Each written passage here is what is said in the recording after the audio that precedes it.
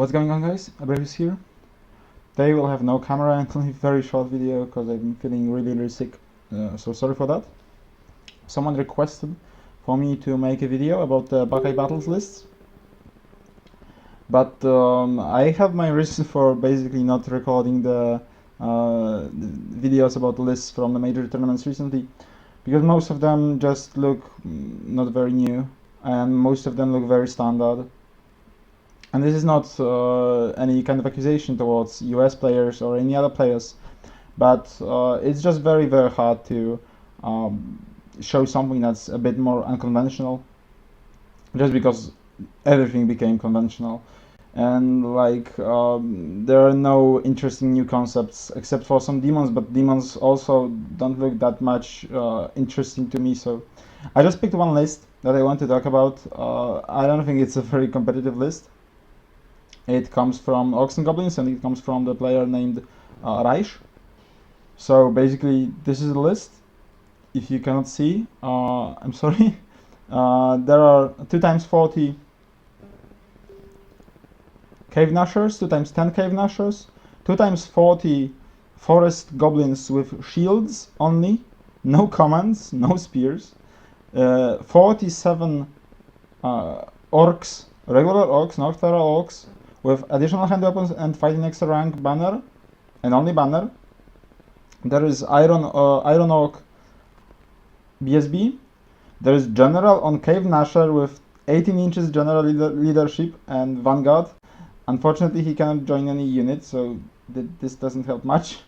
I think he's just there for the 18 inches, although it's very weird that he's on the Cave Nasher. Then there are 5 Orc Shamans on the chariots. One of them is Adept and the rest of them are apprentices. And there are 2 Scrap Wagons.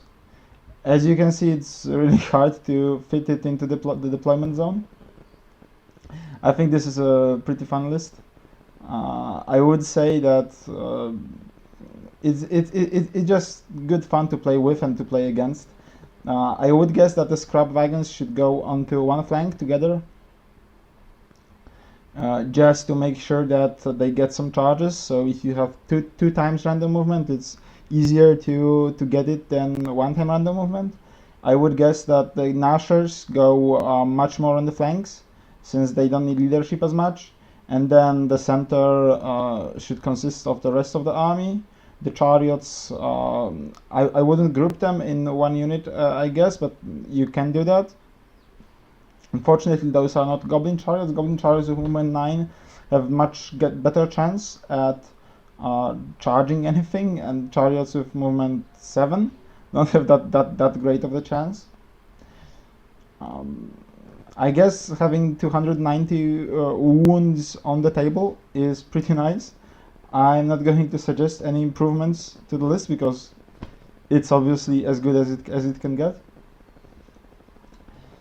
I think it's very bold to bring that list to the Masters, and I'm sure that the guy that bringing it will have great fun. I'm very curious about the Forest Goblin choices. Like, I don't really see them becoming a theme. I don't think that you can really run them horde, because then you would just run out of deployment space. Although you can possibly play the 10 Nashers 2x5, so 2 columns and 5 rows, but yeah. very interesting list. I will pay attention to his results. I saw also one more list that was mildly interesting, I would say, which consisted of like 2x80 zombies and 40 battle guards and like 5 ghosts and 1 coach and heroes, and that was all. So that was pretty funny too. Although 80 zombies have this problem that they basically don't fit into the deployment zone if you just try to put them straight, so yeah.